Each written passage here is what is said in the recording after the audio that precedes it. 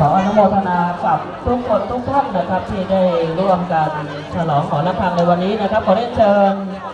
แขกผู้มีเกียรติทุกท่านนะครับได้ประจำยังที่นะครับอันดับต่อไปก็จะได้ร่วมกันถวาย